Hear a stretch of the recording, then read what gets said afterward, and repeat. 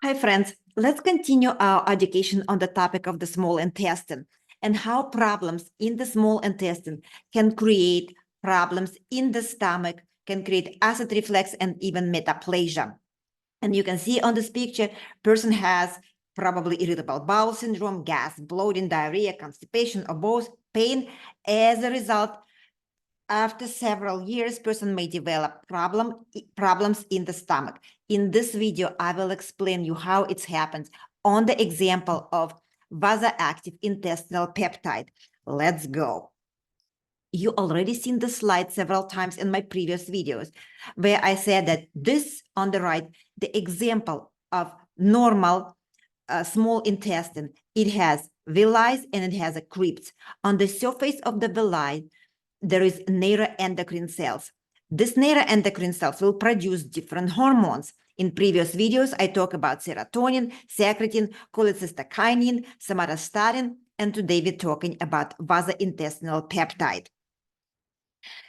Here on the left, you see a picture of the normal small intestine. Villi are tall, crypts are deep.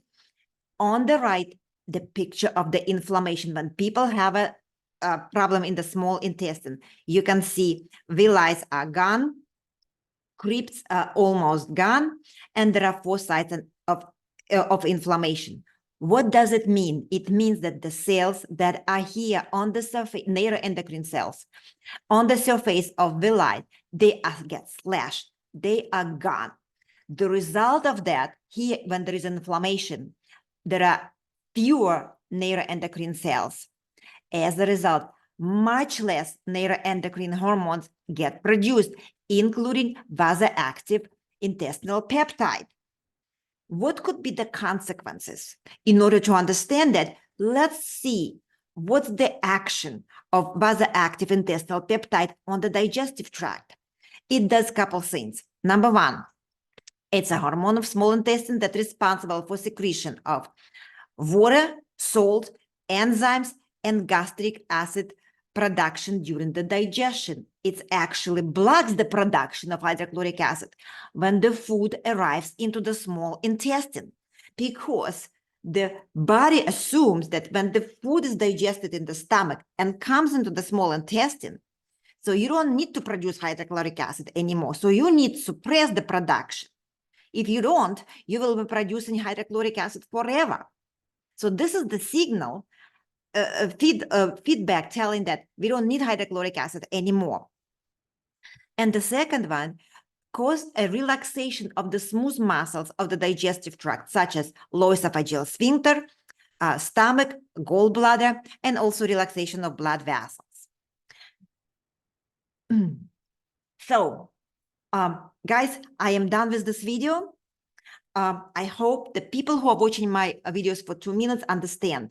If you do not solve the problems in the small intestine, it's kind of hopelessly trying to solve the problems with the acid reflux and gastritis and even metaplasia, because the original problem starts in the small intestine that does not control production of hydrochloric acid. So please try to think and solve the problem with the small intestine. Now, the rest of the video is for people who are watching my videos and need explanation how it's happened actually, how small intestine controls other organs of the digestive tract. Let's go to the blackboard. I already pre-drew my favorite picture of the digestive tract. This is the mouth with the teeth. Food comes in here. This is esophagus. This is the lower esophageal sphincter. This is the stomach that will produce hydrochloric acid, HCl. This is the pylorus. This is the small intestine, large intestine, and we are going to the bathroom right here. Also into the small intestine, juices from the pancreas, pistes for the pancreas will get produced to continue digesting the food that comes from the stomach. This is the liver with the gallbladder, and it will bring the juices from the liver to digest food here in the small intestine. In the normal small intestine, we have villi here with neuroendocrine cells that will produce vasoactive intestinal peptide. And this vasoactive intestinal peptide, when the food arrives here, so remember, we produce hydrochloric acid, we create pH of 2. Here, it's very acidic.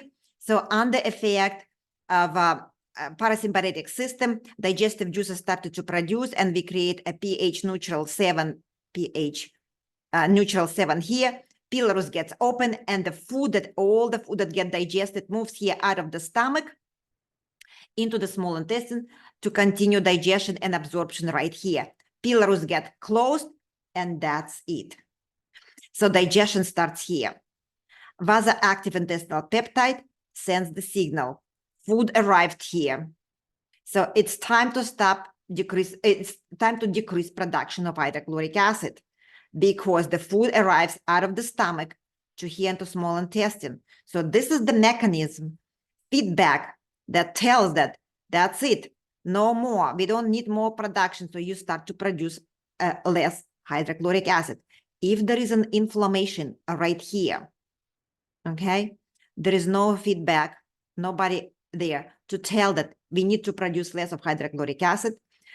Stomach keep producing hydrochloric acid, and whatever food is left here with more and more hydrochloric acid will go, if it's not going here, it will go up here, and it will create acid reflux.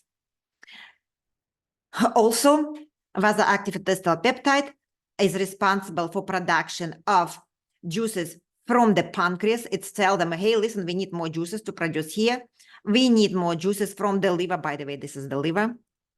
I don't remember if I said that it's liver. And liver will produce bile to digest fat here in the small intestine. Hey, please produce juices. We need to digest food right here, and it gets done.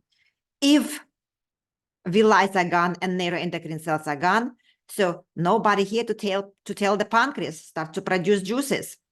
Also, remember the part number 2, vasoactive intestinal peptide will tell the smooth muscles here that, and the smooth muscle is a gallbladder, and there is a sphincter odi right here at the entrance to the small intestine from a gallbladder. Time to relax. There is also a smooth muscle right here from the pancreas to the small intestine. Time to relax and let the juices out here into the small intestine. If there is no, or concentration of vasoactive intestinal peptide is decreased, there is no muscle relaxation, what will happen? Everything is backed up. All these juices that get produced, even if it's small quantities, they will back up. And what happened? This peptide, pancreatic enzymes will do? They will start to auto-digest your pancreas. So people will have what?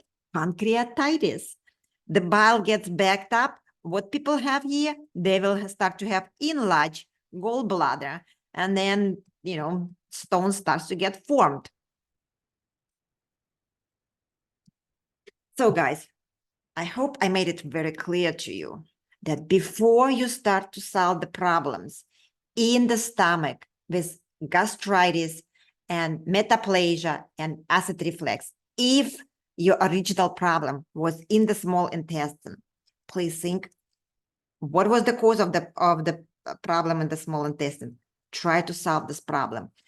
And then sure, you will have an easier time to solve the problem with your acid reflux. Okay, thank you very much. Like, subscribe. Bye-bye for now.